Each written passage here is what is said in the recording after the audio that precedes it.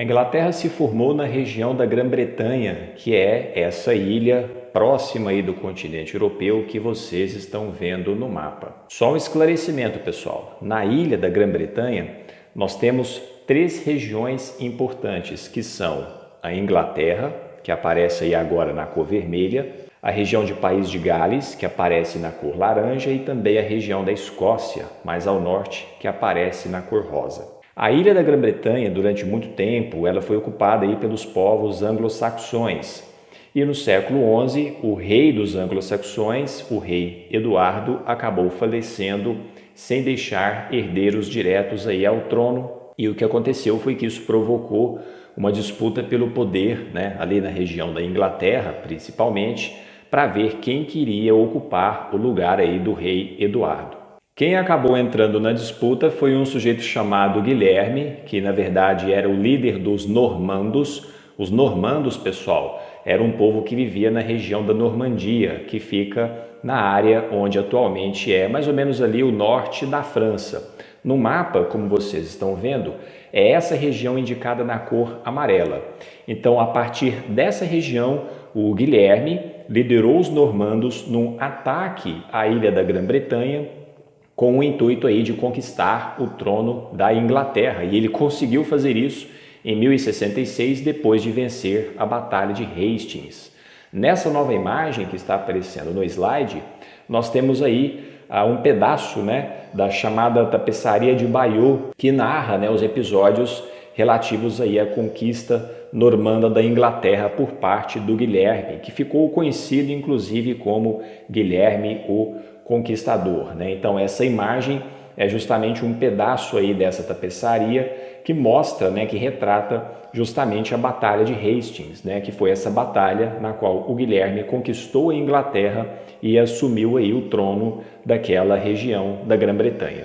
A partir disso, pessoal, tem início na Inglaterra a chamada Dinastia Normanda, que foi uma dinastia aí formada por monarcas, por reis, que tinham justamente ligação com a figura do Guilherme o Conquistador. O que nós chamamos de processo de formação da Inglaterra, de formação do Estado inglês, do Estado centralizado inglês, na verdade, vai ter durante a dinastia normanda uma etapa muito importante. Por quê? Nesse período, que vai aí de meados do século XI até meados do século XII, nós tivemos uma série de medidas administrativas que foram tomadas e que tinham como objetivo justamente a formação de um Estado centralizado inglês. Uma dessas medidas, por exemplo, foi aí o desenvolvimento de um sistema administrativo para a cobrança de impostos. Lembrando, pessoal, que no período medieval, cada senhor feudal geralmente cobrava os impostos ali no seu feudo, na sua região específica. Então a cobrança de impostos, ela não era organizada na Inglaterra como um todo, porque cada região fazia mais ou menos da sua forma. O que começa a acontecer a partir da dinastia normanda é que você vai ter agora uma cobrança de impostos pensada no país como um todo. Então quer dizer, isso facilita a arrecadação de dinheiro por parte da coroa inglesa, por parte aí dos reis da Inglaterra. Outra medida importante foi a criação de um forte exército que iria obedecer à figura do rei, que estaria aí subordinado diretamente ao rei. Por quê? No período medieval, normalmente, cada senhor feudal tinha, vamos dizer assim, a sua espécie de exército particular, Então, muitas vezes isso acabava interferindo aí em disputas por terras, em conflitos políticos regionais.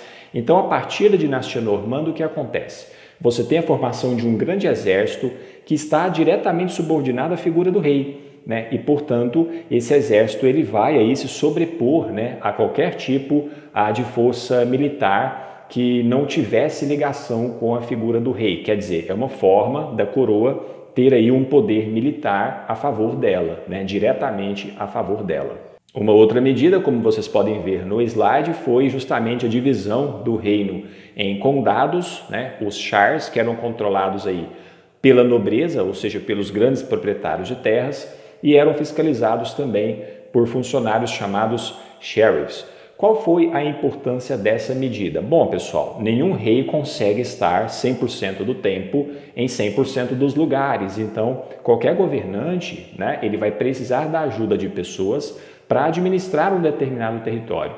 Então, a divisão do reino em condados tinha justamente esse objetivo, quer dizer, você teria nas diferentes regiões da Inglaterra pessoas da confiança do rei que ajudariam o rei, né, a governar o país e a fiscalizar, né, quer dizer, ver se as decisões do rei estavam sendo ali obedecidas nas diferentes regiões. Em meados do século XII, tem início uma nova dinastia na Inglaterra, que foi a dinastia Plantageneta, né, que começou aí com a figura do rei Henrique II. Essa dinastia também foi importante no processo de formação da Inglaterra, por quê?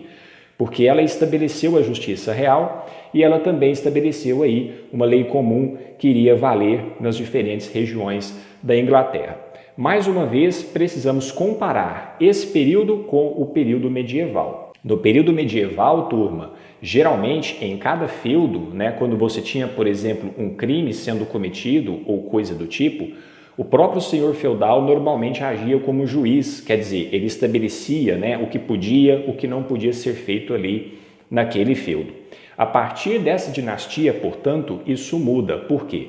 Você vai ter um sistema de justiça real, quer dizer, ligado à coroa inglesa, né, e que, portanto, vai funcionar no país como um todo, e você tem aí a lei comum, né, que é uma lei também que vai ser aplicada aí nas diferentes regiões da Inglaterra. Então, a partir desse momento, você tem no sistema jurídico inglês práticas e leis que vão ser, portanto, mais uniformes em todas as regiões da Inglaterra. Ao invés de cada senhor feudal definir o que fazer, o que não fazer, você teria, portanto, um padrão nas diferentes regiões ali daquele país. Essas medidas, pessoal, tanto da dinastia normanda quanto da dinastia Plantageneta, como eu disse, elas vão ser essenciais justamente na formação do Estado centralizado inglês.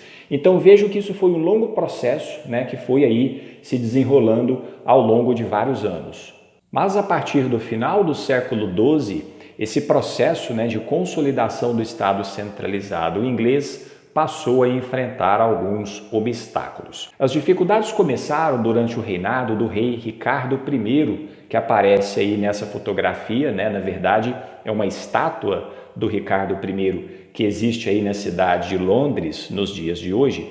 E durante o reinado desse rei, o que aconteceu foi que o poder da coroa inglesa começou a diminuir, pessoal. Mas por que isso aconteceu? Bom, o Ricardo I, que era conhecido aí pelo apelido de Ricardo Coração de Leão, durante ali o contexto, né, das cruzadas, aquelas expedições organizadas pelos cristãos da Europa para tentar reconquistar a cidade sagrada de Jerusalém, durante aquele período o Ricardo I participou, né, de todo aquele processo, ele viajou aí para participar da Terceira Cruzada e ele também se envolveu numa série de conflitos contra a França, durante os quais ele precisou se ausentar da Inglaterra. Então essa ausência do Ricardo I acabou contribuindo aí para que o poder da coroa inglesa fosse diminuído durante esse período. O Ricardo I acabou morrendo, né, aí durante as suas viagens, e depois dele, quem se tornou rei da Inglaterra foi o irmão dele, que era um sujeito chamado João. E durante o reinado do João, que tinha o carinhoso apelido de João Sem Terra, o que aconteceu, como vocês estão vendo aí no slide, é que a coroa inglesa teve uma série de conflitos políticos com a igreja, sobretudo porque o rei João Sem Terra tentou cobrar impostos, né, sobre aí os bens da igreja católica, e também o que aconteceu foi que o rei João Sem Terra teve atritos com os nobres, né, com o pessoal da nobreza, sobretudo porque ele aumentou os impostos por conta aí da participação da Inglaterra em guerras contra a França. Então esse aumento na cobrança de impostos ajudou, né, a que você tivesse aí um clima de insatisfações em relação ao reinado do João Sem Terra. Então vejam que dentro desses atritos com a Igreja Católica e também com a nobreza, o que aconteceu foi que muita gente começou a ficar insatisfeita com o reinado do João Sem Terra. E a consequência disso veio, como vocês estão vendo no slide, no início do século XIII. Em 1215, o João Sem Terra foi obrigado, tanto pelos membros do clero quanto pela nobreza, a assinar o documento conhecido como Magna Carta. Nesse documento, pessoal, o rei se comprometia a não aprovar mais nenhuma lei, nenhuma medida, nenhum novo imposto, sem antes contar com o apoio, com a aprovação do chamado Grande Conselho, que nada mais era do que um órgão formado aí por membros da igreja e também da nobreza. Então percebam que durante o reinado do João Sem Terra, nós temos aí um processo de enfraquecimento do poder real na Inglaterra, quer dizer, é colocado aí, portanto, um limite ao poder do rei, ao que o rei poderia ou não poderia fazer naquele país. No século XIV, a Inglaterra passou também aí por uma série de problemas, por uma série de dificuldades. Para começar, nós tivemos a Guerra dos 100 Anos aí, que começa, em 1337, e é um conflito longo contra a França. E esse conflito, pessoal, ele acontece basicamente por disputas, entre a Inglaterra e a França por territórios ali na região mais ao norte do continente europeu e também por conta de disputas políticas aí relacionadas, às coroas inglesa e francesa. Essa guerra acaba se tornando um problema para a Inglaterra porque, apesar dela vencer as primeiras batalhas, quando o conflito foi se aproximando do seu final, o que aconteceu foi que a Inglaterra começou a perder e no final do conflito ela acabou sendo derrotada aí pelos franceses. Também no século XIV nós tivemos na Inglaterra a epidemia de peste negra e vejo que dentro desse contexto de guerra, epidemia, o governo inglês acabou, em alguns momentos aí, aumentando a cobrança de impostos para tentar custear as despesas do país e isso provocou também uma série de revoltas, principalmente rebeliões camponesas, como vocês estão vendo no slide, o exemplo aí do Levante, liderado pelo Wat Tyler e também pelo John Ball em 1381. Nessa nova imagem que vocês estão vendo agora no slide, nós temos justamente uma ilustração do século XV que retrata essa rebelião ocorrida no século XIV. Então vejam que de fato é um momento aí no qual a Inglaterra está passando por uma série de dificuldades. A própria rebelião também foi marcada por muita violência. Então, dentro desse contexto muito difícil, o que acabou acontecendo foi que as pessoas começaram a questionar o poder da coroa inglesa. As pessoas simplesmente começaram a dizer, bom, a situação não está boa, a monarquia não está funcionando direito. E nessa época, pessoal, principalmente aí na etapa final da Guerra dos 100 Anos, quem era o rei era um sujeito conhecido aí como Henrique VI e que pertencia à chamada família Lancaster. Então, como era um período muito conturbado ali no país, muitas pessoas começaram a questionar a autoridade do Henrique VI, a questionar aí a presença dele no trono, a presença dele na coroa inglesa. Quem passou a fazer isso com muita frequência foram as pessoas aí de uma outra família importante dentro da Inglaterra, que era a família, como vocês estão vendo no slide, York. E aí, pessoal, o que acontece, um pouco depois do fim da Guerra dos 100 Anos entre Inglaterra e França, é que começa um outro conflito dentro da própria Inglaterra que ficou conhecido como a Guerra das Duas Rosas. A Guerra das Duas Rosas, pessoal, foi uma verdadeira guerra civil, ou seja, uma guerra que aconteceu dentro da Inglaterra e que envolveu aí pessoas da própria população inglesa. No caso, duas famílias. Os York, de um lado, que eram representados aí por uma rosa branca, era o símbolo deles, e os Lancaster, a família do rei Henrique VI, do outro lado, que eram representados por uma rosa vermelha, que era o símbolo deles. E aí, na verdade, o que acontece é que as pessoas das outras famílias importantes na Inglaterra, das outras famílias da nobreza, vão se posicionar dentro da Guerra das Duas Rosas. Você vai ter gente que vai ficar do lado dos York e gente que vai ficar do lado dos Lancaster. E esse conflito dura 30 anos, mais ou menos, mergulha a Inglaterra numa grande crise política, numa grande crise econômica, e dentro desse cenário tão complicado, o que vai acontecer é que, com o passar do tempo, algumas pessoas vão começar a dizer o seguinte, olha, a coisa está muito feia, a situação está muito bagunçada, talvez seja melhor que nós passemos a ter um rei com amplos poderes que vai de fato conseguir aí, com um governo forte, botar ordem na casa. Nesse contexto, portanto, ganha força, né, a ideia aí de um processo de centralização política dentro da Inglaterra. Quem vai acabar sendo beneficiado com isso é um camarada chamado Henrique Tudor, né, que, como vocês estão vendo no slide, era uma figura interessante. Por quê? Por parte de mãe, ele era da família Lancaster, porém, ele acabou se casando aí com uma moça da família York. Então era um sujeito que tinha, portanto, ligação com as duas famílias que estavam em guerra.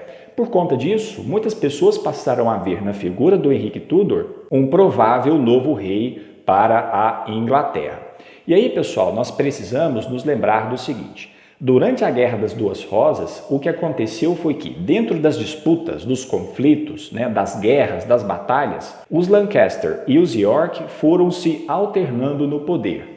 Ora você teve reis da família Lancaster, ora você teve reis aí da família York. Nessa etapa final da Guerra das Duas Rosas, quem estava no trono era um sujeito da família York, o Ricardo III, que acabou sendo derrotado pelo Henrique Tudor na chamada Batalha de Bosworth. E aí você teve o fim, portanto, né, da chamada Guerra das Duas Rosas.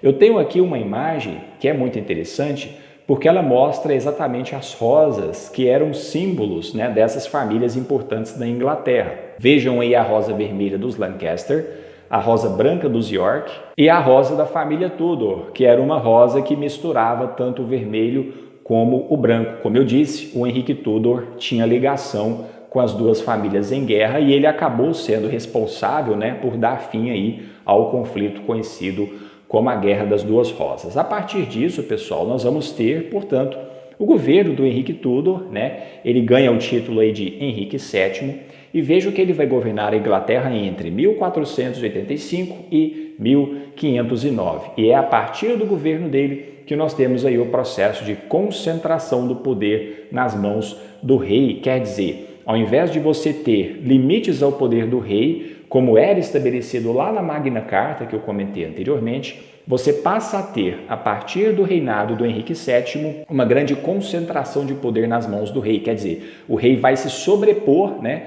a todos os outros atores sociais ali dentro da Inglaterra. Essa tendência vai continuar durante os governos de outros reis, né, que governaram a Inglaterra depois do Henrique VII, pelo menos até o final do século XVII, que é quando nós vamos ter na Inglaterra a Revolução Gloriosa, que vai voltar a colocar certos limites no poder da coroa inglesa. Mas aí é um assunto para uma outra videoaula.